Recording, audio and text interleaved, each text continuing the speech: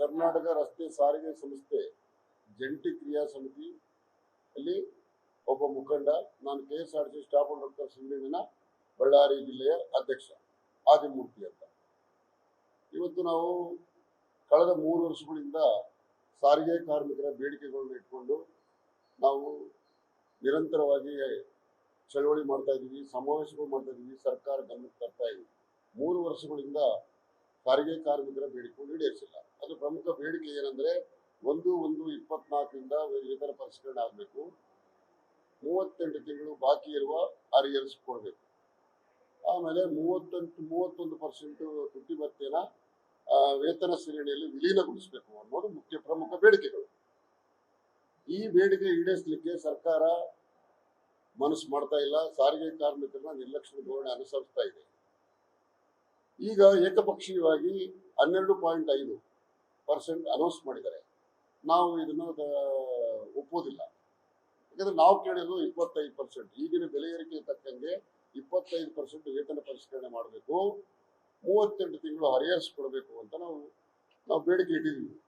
ಅವ್ರು ಈಗ 26 ತಿಂಗಳು ಅರಿಯರ್ಸ್ ಕೊಡ್ತೀವಿ, 38 ತಿಂಗಳು ಕೊಡಲ್ಲ ಅಂತ ಇದ್ದಾರೆ. ಅದು ಕೊಡೋರಿಗೆ ನಾವು ಒಪ್ಪೋದಿಲ್ಲ, ಕೊಡಲೇಬೇಕಂತ ಹೇಳಿದ್ವಿ. ಈಗ 26 ತಿಂಗಳು ಅನೌನ್ಸ್ ಮಾಡಿಬಿಟ್ಟು 474 ಕೋಟಿ ದುಡ್ಡು ಬಿಡುಗಡೆ ಆಗಿ ಈಗ 12 ತಿಂಗಳದು ಅರಿಯರ್ಸ್ ಕೊಟ್ಟಿದ್ದಾರೆ.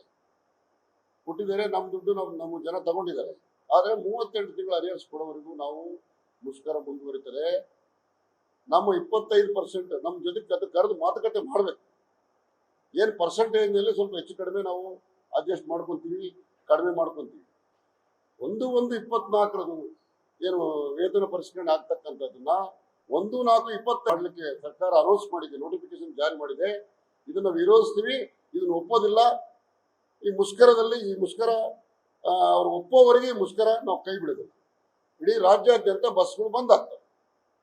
ನಾವು ಈ ಬಸ್ಗಳು ಬಂದಾಗ ಕಾರಣ ಸರ್ಕಾರನ ನೇರ ಹೊಣೆ. ಅದು ನಾವು ಈಗಾಗಲೇ ಸರ್ಕಾರಕ್ಕೆ ನಾವು ಕ್ಷಮೆ ಕೇಳ್ತೀವಿ. ಸಾರ್ವಜನಿಕರಲ್ಲಿ ನಾವು ಬದುಕಬೇಕು. ನಾವೊಂದು ಕೆಟ್ಟ ವಾತಾವರಣದಲ್ಲಿ ಕೆಲಸ ಮಾಡ್ತಕ್ಕಂಥ ಕಾರ್ಮಿಕರು, ರಾತ್ರಿ ಹಗಲು ದುಡಿತಕ್ಕಂಥ ಕಾರ್ಮಿಕರು, ಬಿಸಿಲು ಮಳೆ ಅಂದರೆ ಕೆಲಸ ಮಾಡ್ತೀವಿ. ಅವರು ಏನು ಕರೆದು ಕುತ್ಕೊಂಡು ಮಾತಾಡಿ ಬಗೆಹರಿಸಬಹುದಿತ್ತು. ಅವರು ಏಕಪಕ್ಷೀಯವಾಗಿ ಈ ತರ ವೇತನ ಪರಿಷ್ಕರಣೆನ ಅನೌನ್ಸ್ ಮಾಡಿದರೆ ಇದನ್ನ ನಾವು ಒಪ್ಪೋದಿಲ್ಲ. ನಾವು ಇದನ್ನ ತಿರಸ್ಕಾರ ಮಾಡ್ತೀವಿ. ನಮ್ಮನ್ನು ಕರೆದು ಮಾತುಕತೆ ಮಾಡಿ ಬಗೆಹರಿಸ್ತಕ್ಕಂಥ ಒಂದು ವಾತಾವರಣ ಆಗಬೇಕು. ಆ ವಾತಾವರಣ ಮುಷ್ಕರದ ಮೂಲಕ ಆಗುತ್ತೇನೋ ಗೊತ್ತಿಲ್ಲ. ಆಮೇಲೆ ನಂತರ 20ನೇ ತಾರೀಕು ಸಾಧನಾ ಸಮಾವೇಶ ಏನು ತುಮಕೂರಲ್ಲಿ ಇಟ್ಕೊಂಡಿದ್ರು. ನಮ್ಮ ಮುಷ್ಕರ ಪ್ರಯುಕ್ತ 4,000 ಬಸ್ ಅವರು ನಮ್ಮ ಬಾಡಿಗೆಗೆ ಮಾತಾಡ್ಕೊಂಡಿದ್ರು. ಇಲ್ಲಿ ಮುಷ್ಕರ ಇದೆ ಅಂತ ಹೇಳ್ಬಿಟ್ಟು ತಕ್ಷಣನೇ 19ನೇ ತಾರೀಕು ಅವರು ಸಾಧನಾ ಸಮಾವೇಶ ಇಟ್ಕೊಂಡಿದ್ದಾರೆ. 19ನೇ ತಾರೀಕು ಸಾಧನಾ ಸಮಾವೇಶ ಇಟ್ಕೊಂತಾರಂದ್ರೆ 20ಕ್ಕೆ ಅವ್ರು ಸಾಧನಾ ಸಮಾವೇಶ ಮಾಡ್ಕೊಳ್ಳಿ, ನಾವೇನು ಅಡ್ಡಿ ಮಾಡಲ್ಲ. ಆದ್ರೆ ಬಗೆಹರಿಸಬಾರದನ್ನೋ ಉದ್ದೇಶ ಅವರಲ್ಲಿ ಇದ್ದಂಗಿದೆ. ಹಂಗಾಗಿ 19ನೇ ತಾರೀಕು ಕಾರ್ಯಕ್ರಮ ಇಟ್ಕೊಂಡಿದ್ದಾರೆ. ನಾವು ಆ ದಿನ ಕೂಡ ತುಮಕೂರಲ್ಲಿ ಕಪ್ಪು ಬಟ್ಟೆ ಪ್ರದರ್ಶನ ಮಾಡ್ತಾ ಇದ್ವಿ. 1000 ಜನ ಸೇರಿ ತುಮಕೂರಲ್ಲಿ ಕಪ್ಪು ಬಟ್ಟೆ ಪ್ರದರ್ಶನ ಹೋರಾಟ ಮಾಡ್ತಾ ಇದೀವಿ. ಮುಷ್ಕರ 20ನೇ ತಾರೀಕು, 19ನೇ ತಾರೀಕು ರಾತ್ರಿ 12 ಗಂಟೆಯಿಂದನೇ ಮುಷ್ಕರ ಪ್ರಾರಂಭ ಆಗುತ್ತೆ.